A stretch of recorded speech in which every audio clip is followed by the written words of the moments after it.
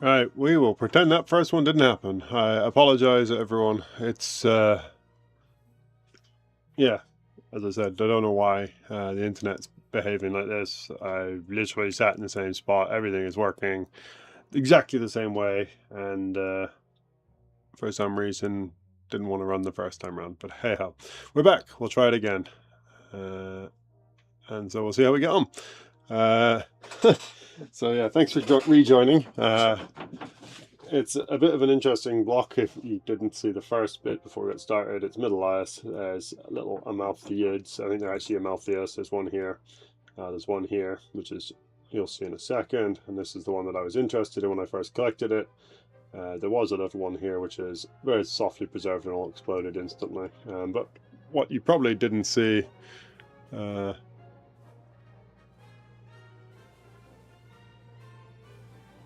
I was going to say, it says this stream starting screen is still up. It shouldn't be.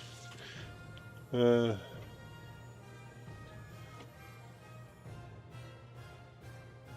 going to need someone just to tell me that I'm actually doing my streaming appropriately, because I'm pretty sure the starting screen should be gone by now. Tell me if you're looking at a reddish shelly block.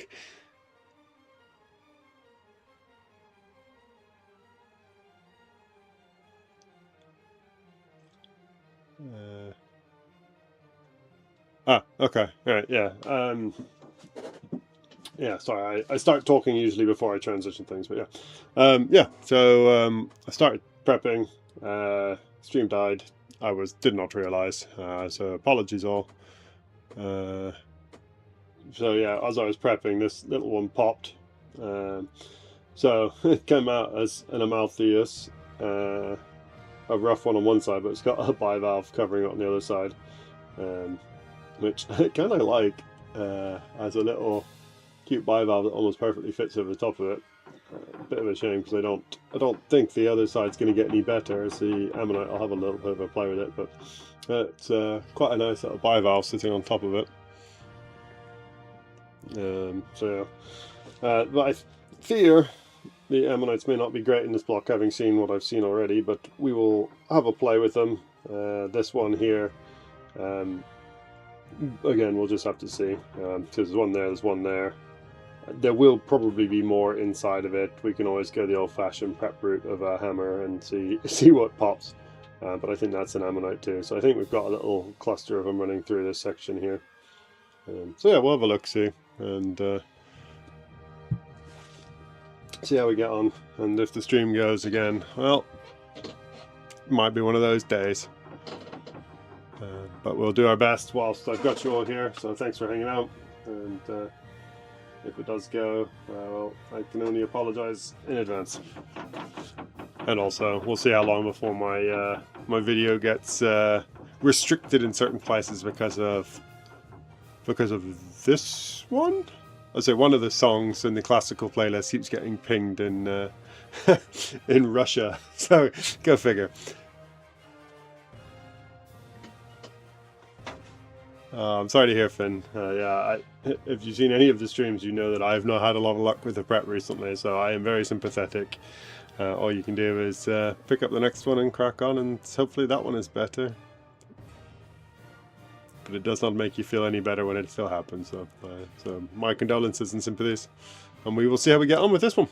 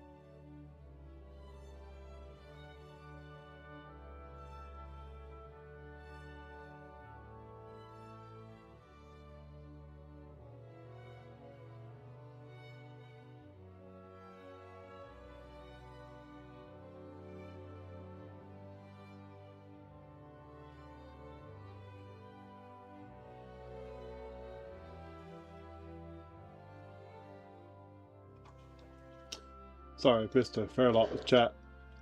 Finn, sorry to hear your car's engine has done the exploding business, a bit like the fossils did too. It's not ideal, but at least you've got some material to prep in the meantime. This thing is going slowly. It's gearing up to look like one of those fossils that probably needs a proper braid rather than what I can do. The matrix is both soft and sticky, and so kind of the wrong way of getting into it is with a pen. Excuse me as I sneeze. Oh, sorry. Yeah, both soft and sticky, so yeah, it's doesn't want to come off the matrix, but a pen kind of just goes straight through it and into the fossil. But I will keep endeavoring to see how far we can get down. I may not fully expose it all just because I think it may be a struggle, but I'll do my best with the pen just to get the exact shape out, and then we'll see how we can do with it. And then yeah, it may be one of those that I put a chisel in behind and just pop it out, and then have a look at the block a bit more broadly, because I think this one here is a bit knackered. This one here is broken, but I mean, if there's this many in it, there may be one or two more sneaking inside, so it might be worth saving the one on the edge that we've done a bit of prep with, put a chisel behind it, see if it'll pop away. If it won't, well, so be it. But then see if there's anything else in the block, because I don't think the block is going to be a particularly photogenic or nicely displayable block after we're done with it. But we'll see.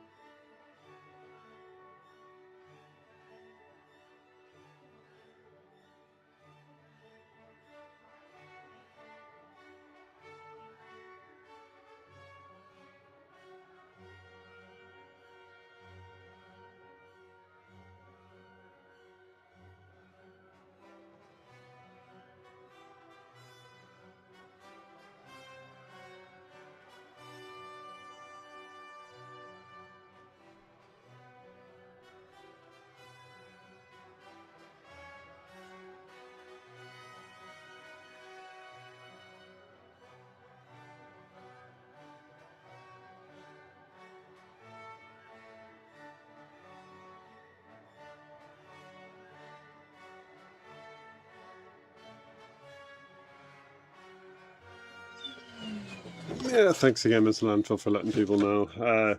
Yeah, I just trying to have a look at how good we could get this, and it's about as good as it's going to get. At least with the tools. Probably if you give it a quick scrub with a brush, it might do a little bit better.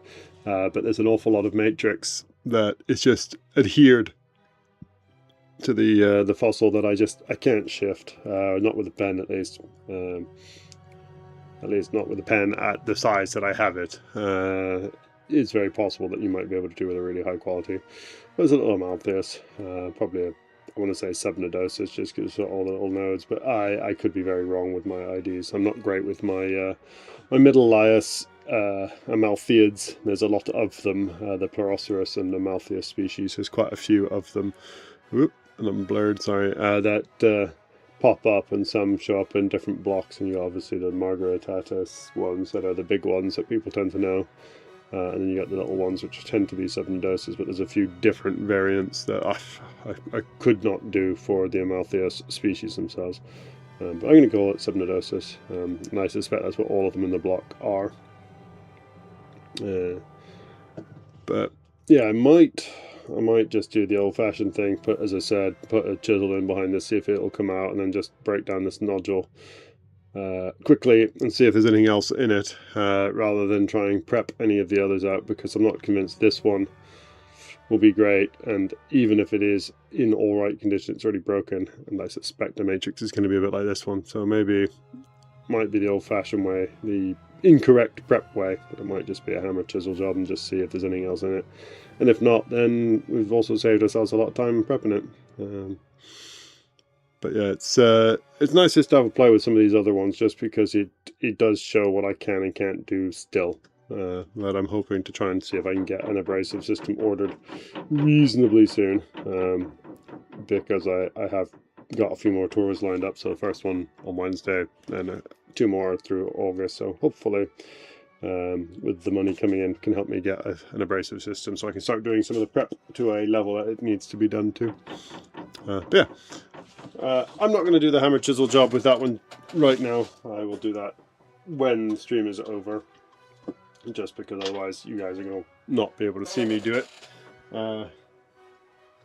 So let's just have a look in one of these boxes and see what's what.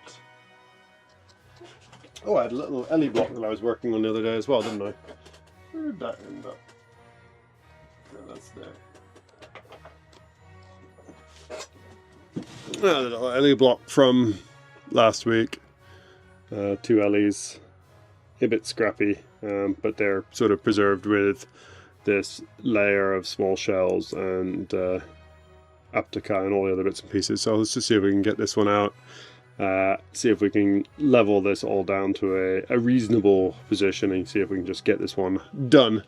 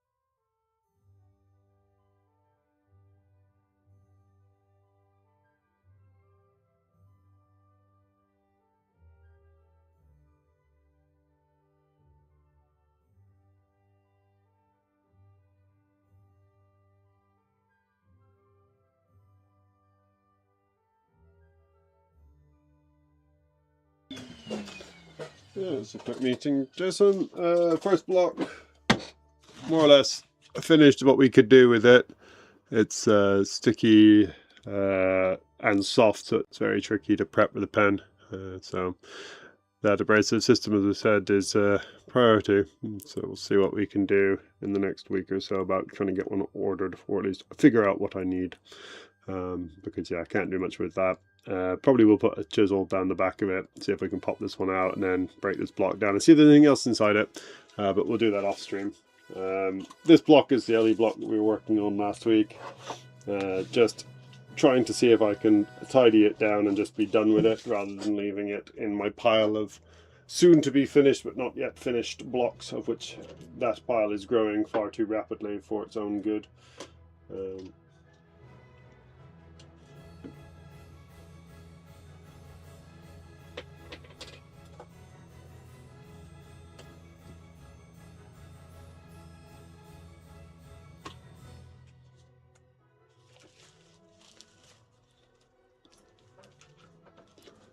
Yeah, Sean definitely has abrasives.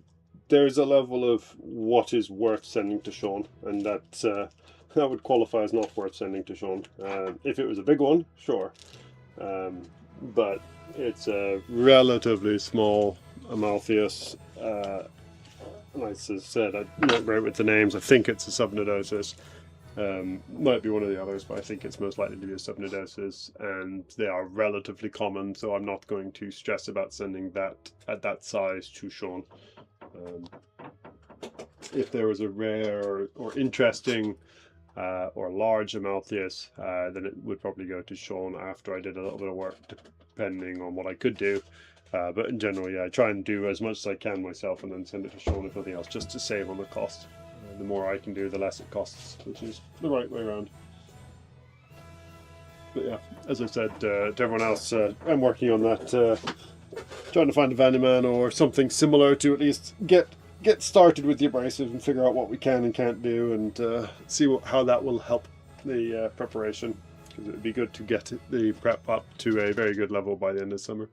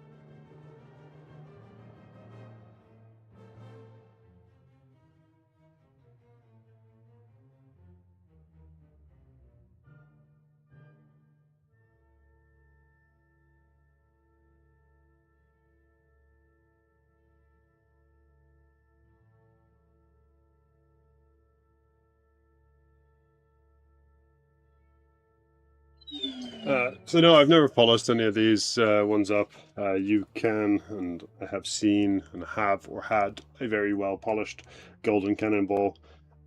This one has been knocking around in the sea so long that I think even if you could polish it up, it would corrode back down fairly rapidly and tarnish.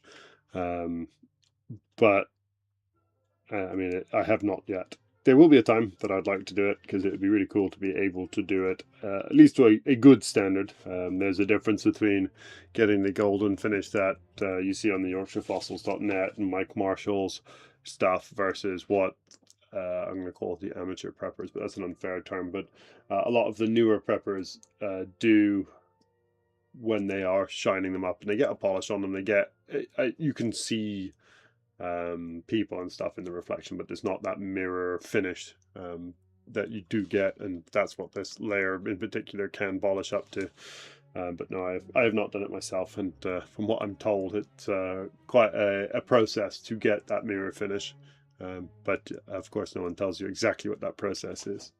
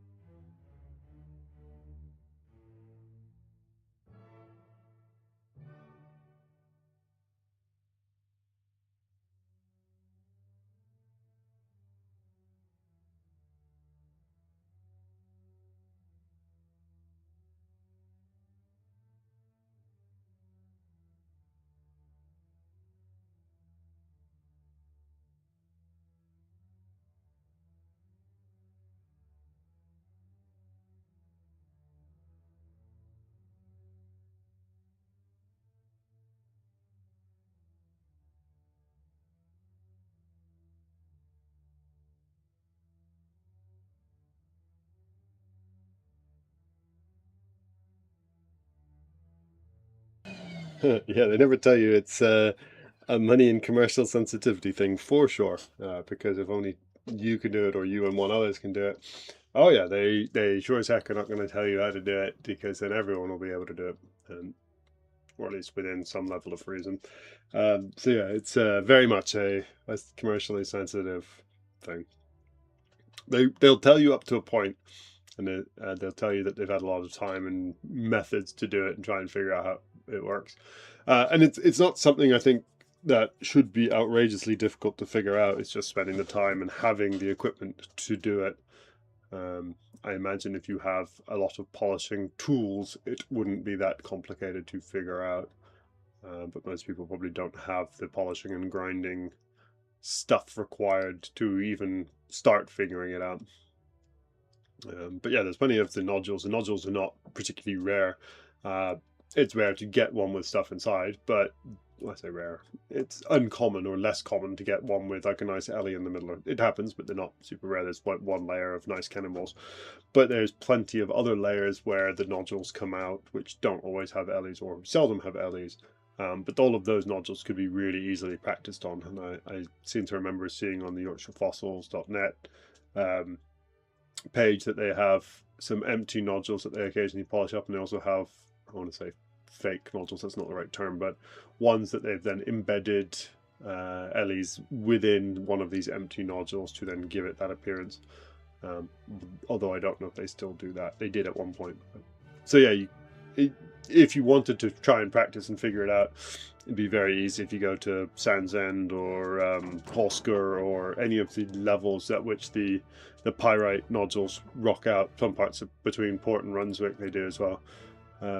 Just go around and pick them up and then polish them up, and you'd be easy enough to start figuring it out. Whether you'd ever get to the appropriate finish, I could not say. And I just I don't know how much money and time you want to spend on all the polishing units.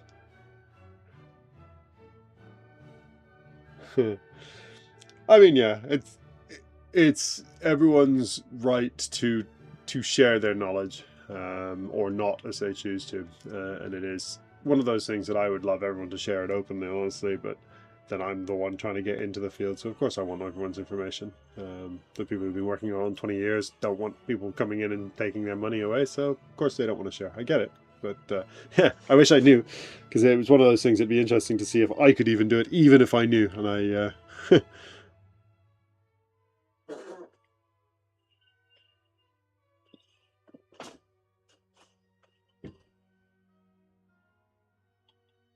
And didn't see a. Oh, I don't know if I can copy and paste the link. Probably not. If the easiest way to do it is, I'll just direct you all, because just go on to yorkshirefossils.net, go into their like for sale things, go into their golden cannonballs and see if they have still got them there, and then they can be upset with me or not that they've got an influx of people having a look at stuff and not buying it.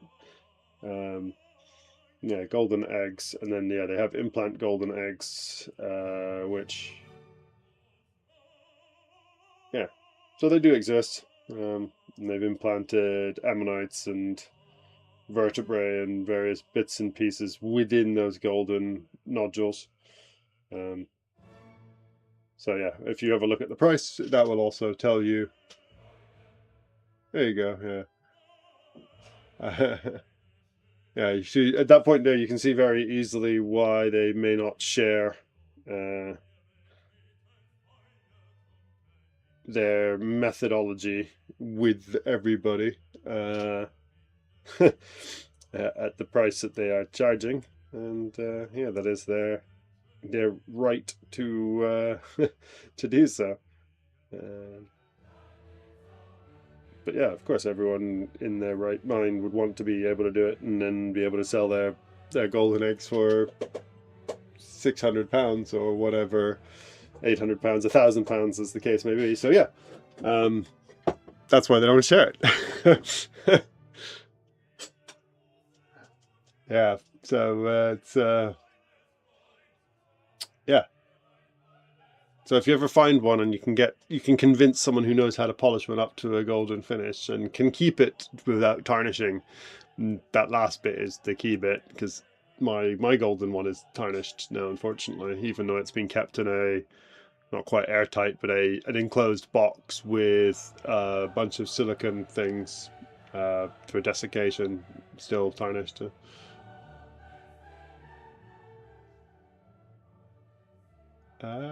Well, yeah, I mean, the price that they're putting up there is the price that they believe people are buying things for, and if they're able to sell it, that's what they're worth, at least to the person who bought it. So, yeah, credit to them for being able to do it and being able to sell them at that price.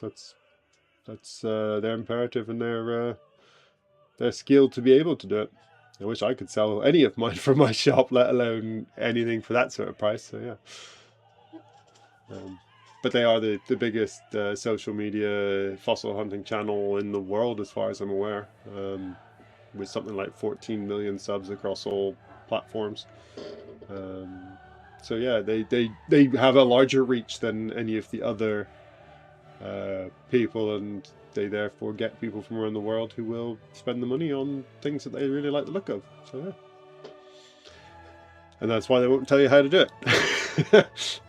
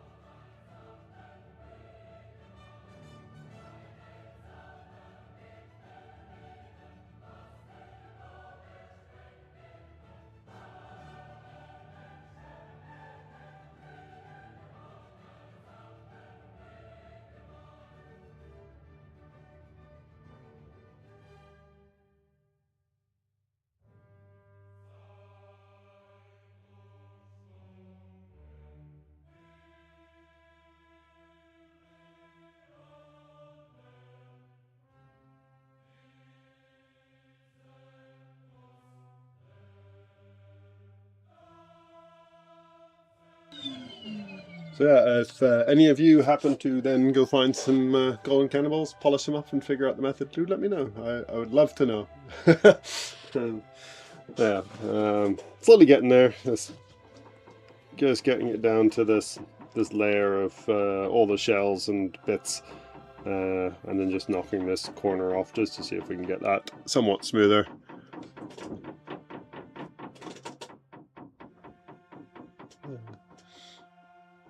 But yeah, it is a bit of a luxury getting a polished cannonball, and I will say they do look fabulous. And on my channel there's a video of before and after showing one off quite a long time ago, admittedly. It's like 3 years back. One of the first ones I got prepped by the Yorkshire Fossils team.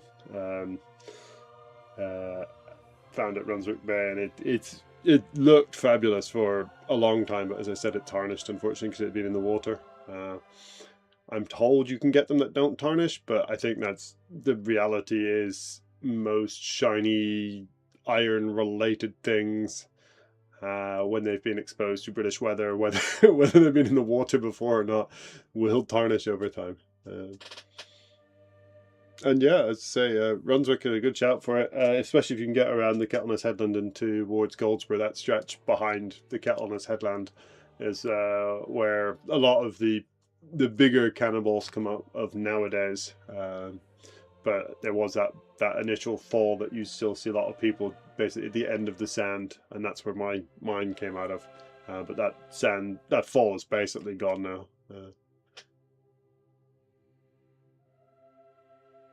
The bowling of things is, I don't know, it's a phase. I don't know if it's a new or different thing. I think people have done it for a while.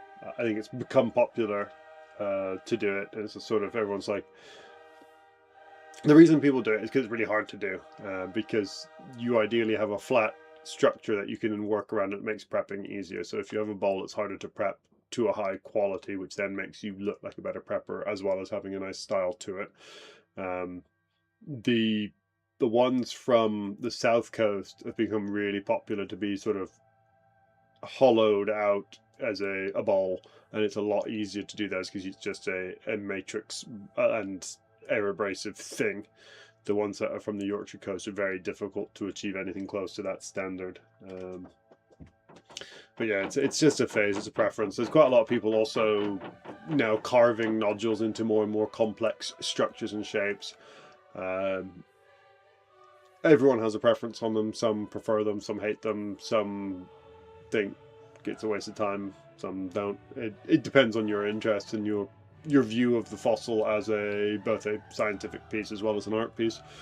So you'll see, or you might have seen, Mike Marshall, who's probably one of the best preppers on the Yorkshire coast, is doing a show in, I want to say Hinderwell, but I might be wrong with that. It might be, I want to say Lythe, which is the one at the as you go up the hill from Sands End. Himself and an artist are doing like a show of things about the Yorkshire coast, and he's got some cannonballs, but they're like flame shaped and bold and all sorts of interesting shapes, which to me is not really what I want my fossils to look like. But if you are wealthy enough to spend £1,500 or £2,000 on a cannonball that's been artistically sculpted as well as having a fossil in it, then it may be up your street. So everyone has their preferences, and it depends on what you want your fossils to look like at the end. If you don't care what the matrix looks like, it's a lot cheaper. I can say that much.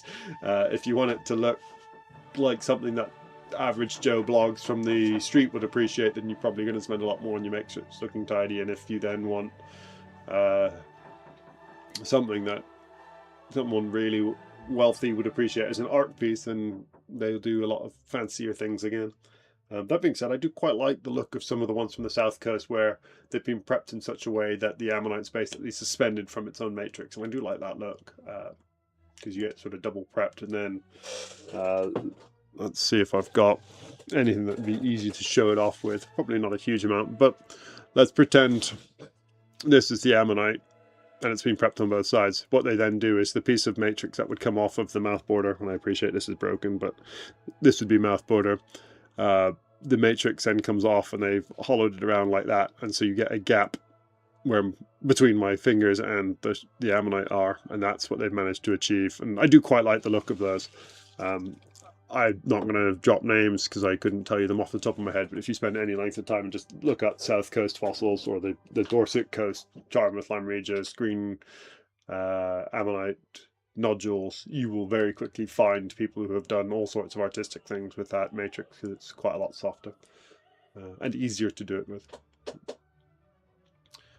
Yeah, I'm a bit of a purist. To me, it doesn't particularly matter if I've got tool marks on my my matrix. It shows that they've been through stuff. There's a difference again though between like them added for the sake of it, which we sometimes see from sort of Morocco. You see trilobites or trilobites, depending on your pronunciation preference, that have got them added to make them look prepped. Sometimes they're fake and that's why they do it. Sometimes they're real and they do it just to make it look again like they've been prepped appropriately. But I don't care. Like for me, for example, that's fine. My wife has a different opinion. The general public has a different opinion. So if you wanted to buy it, you'd probably want all that smoothed off so that it's smooth matrix. But it just comes down to individual preference, and you need to find out what people are buying, and that then determines. And yeah, perfectly radiating scribe marks are popular. There's people who do sort of perfectly radiating scribe marks that then abrade them down so they're slightly less pronounced. This is the joy of fossil prep in many ways. Is obviously you've got the scientific interest and value, but there's an awful lot of art in preparation, and you have to find what you like and what works for you, and find someone who can prep in a way that does it that you like.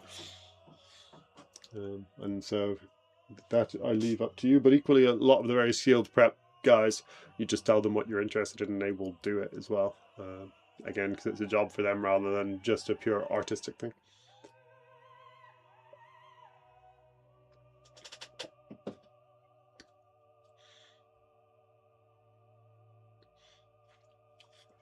But yeah, finishing your fossils is a whole other level of skill again. It's a different skill set, and having a different set of tools to be able to grind them or shape them into whatever you want. And yeah, as I say, if you spend the time, pretty much anything you can think of, someone will have done it at some point. Whether it's popular, who knows? But that is up to them, and there's probably an awful lot that have been done and then tried to be sold or have sold once and never been done again because they're not worth the time, effort, money, whatever, or just aren't popular. So, yeah.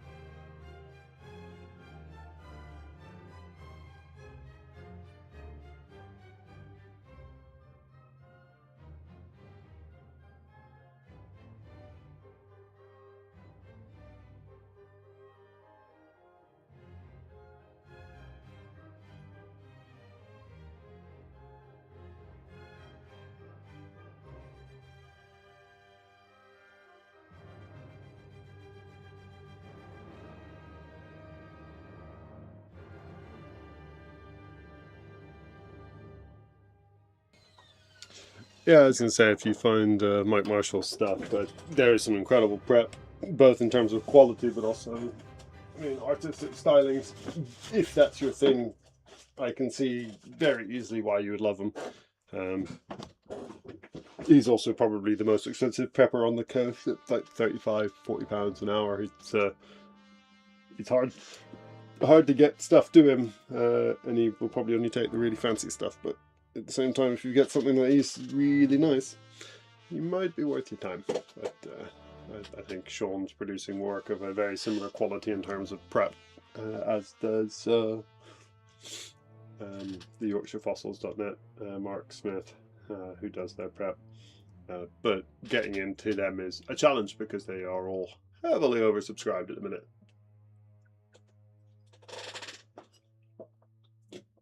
And Sean's had stuff for me since early June, I think. Yeah. I say, and enjoy the gym, Jason. We will see you maybe later.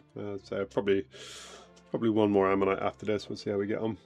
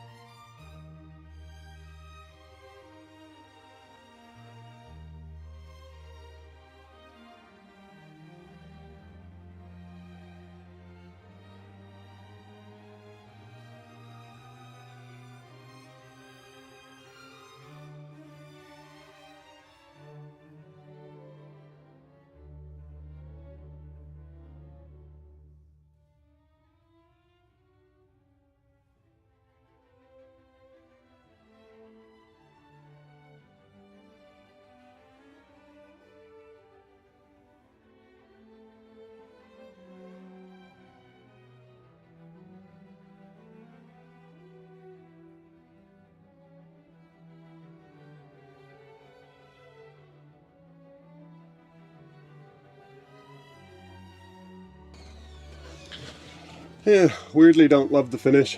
The problem I had with this one is because of all of this associated stuff. It doesn't grind down particularly well. In fact, I think grinding it down makes it less appealing, but then how do you get rid of the tool marks? And that is a question I do not have a good answer for. Now, let me just give it a rinse and we'll get it to dry, and then we'll varnish it up and see what it looks like after. But I'll be right back.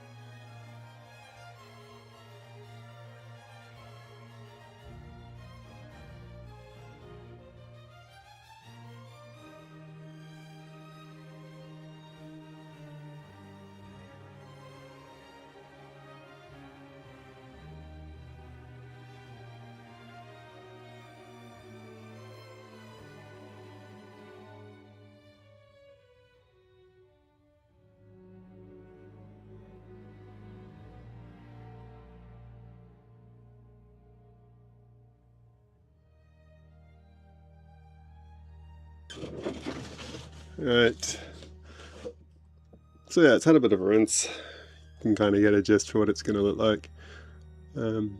Yeah, not my favourite LE block ever. I tried to keep at least that little shell in place. But yeah, the finishing on it's not fab. But I don't know what better to do. I think if I wanted to keep the shells, I should have kept the shells. If I didn't want to keep the shells, I should have just blitzed it all the way down to level with the ammonites. And what I've done is kind of halfway in between and not convinced it's the best option. But hey ho. Yeah, so that'll dry off and put some varnish on it later. Right, what should we do now? I know Shirley asked if we had some non-ammonite stuff, and at some point we'll pull this thing out and have a look at it later in the week, hopefully. Which I think is a bone block with bit there, little scraps sticking out here, and here. No idea what's in it. This always intrigues me when you see things like this, paired structures. That always screams out skull, but I don't believe it is, but we'll just have to see. We'll do a little bit of work with the pen and just see what we can find. But this has been sat around for a long time, not doing anything, so we can have a look at it and just see what's what, and if it turns into something more interesting, we will quickly stop and hand it off to someone who is more competent and skilled than I to actually finish it up. Right. How long do we have? A bit under an hour, so we'll do a deck or a deck relative, but all from Holsker at the minute, just the box that's nearest to me, no real other rhyme nor reason for it. But yeah, it looks like a deck, runs through this way. I don't see anything else in this end, not to say there isn't, but I don't see anything else, so we're not worried about it. So we'll just work on this. It looks like this top half will pop. So we will just work down on this and just see what will happen. So there's a crack running around. So yeah, we will come at it from this side and just see what happens. And yeah, just swap the tips out, and yeah, and we'll start prepping.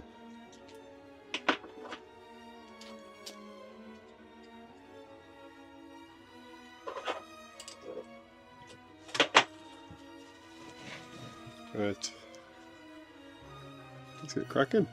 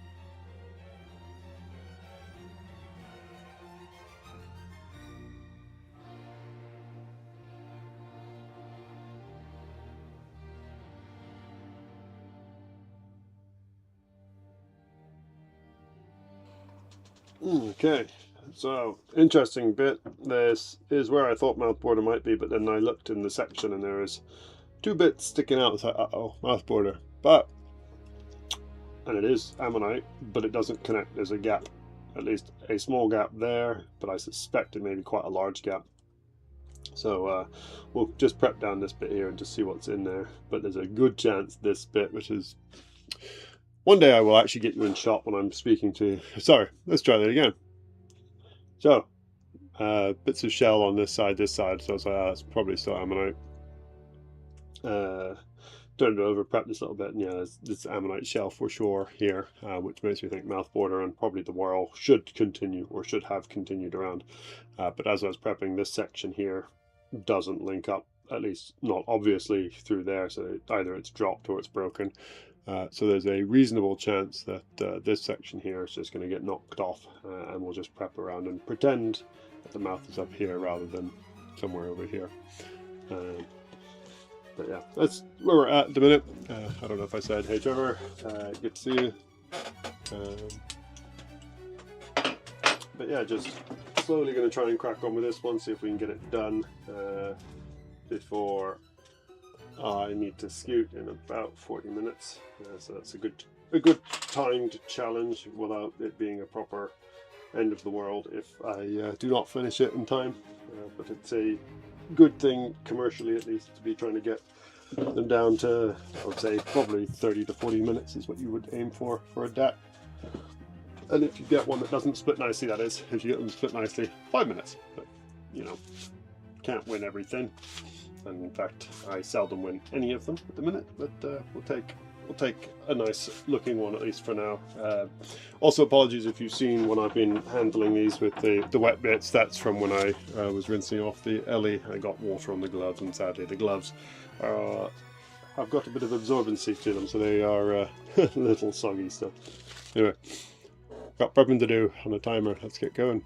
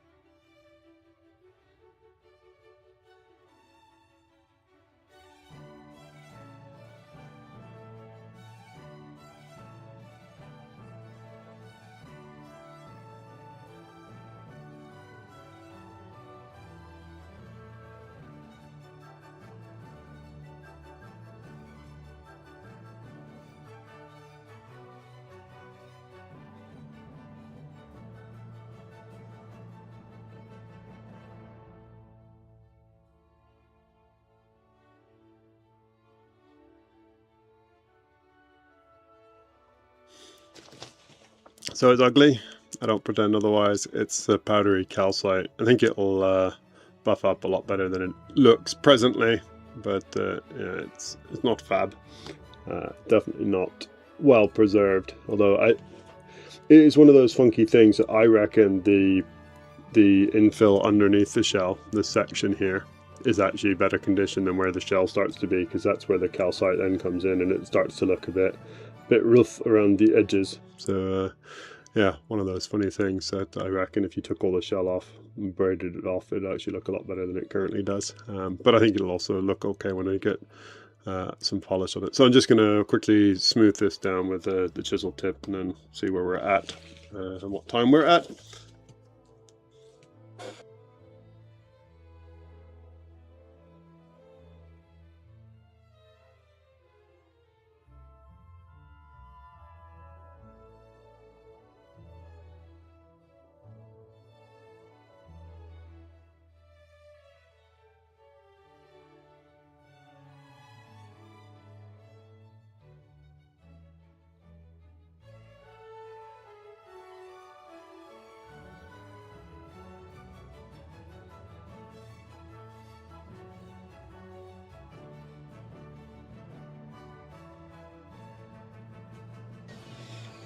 And in response to where those missing whorls are, that's just appeared. They are there.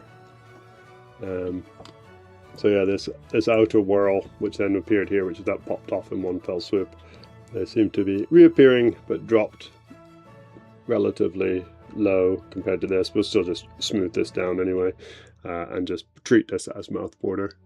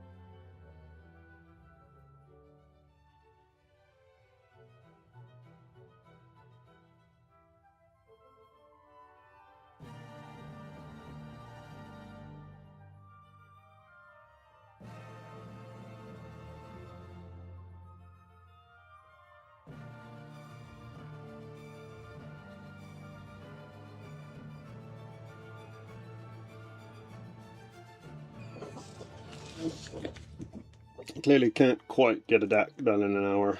Close, but I'm taking too long on trying to get this smooth, and it's almost certainly because I don't know all the best techniques. So that's something I will keep learning. I don't do an awful lot of grinding, and I appreciate that a Dremel is probably not going to achieve the results that something like the dental tools will achieve. So yeah, I accept that's a limitation. I've still got mouth border to carve in as well, and then trying to see if it will wax itself a bit nicer than it currently is. But yeah, that's the deck where I'm going to leave it for, at least for now. It's not too far from being done, but there's still some matrix scattered around on the edges. There's still a little bit inside mouth border, still a little bit just to tidy up all the way around, but not far from being done. But I am out of time, unfortunately. I've got a little man to go pick up from his childcare, and well, I'm glad you're seeing it improving, Trevor. It's definitely something I'm working on, but there's a lot to do. So thank you for saying it, that you're seeing it improving. So I do appreciate that. Yeah, it's incredible how long it takes. I have to say, I didn't appreciate quite the length of time it takes to grind stuff as smooth and finished as you see in everyone's videos and everyone's finished products. And I appreciate some of that is down to me and my tools and how I do things, but I don't think I appreciated just how much work it takes to get things smooth and pretty. And more respect to everyone who does it and does a great job of it, because it definitely takes some doing. And yeah, as I said, we'll get some better tips for grinding as well, because as nice as that is for getting smoother bits level, I know Trevor's got a really big one that's like that long that then helps you get a huge area smoothed down at the same level at the same time, whereas I'm having a bit more of a challenge, having to do lots of bits multiple times in multiple ways. So yeah, I appreciate it is getting there. It's not perfect, but it is getting there, and that is the process that we are going through. And so yeah, thanks everyone for suffering me continuing to learn, and thanks for being here and having a chat. And yeah, I am hoping to be about tomorrow. Definitely not here on Wednesday. I'm out on a tour. But if you're about and I'm about, it'll be same time, same place tomorrow. As Mr. Landfill says, everyone be safe, look after yourselves. I hope your fossils prep well, and hope everyone has a great rest of your day. And I will catch you soon.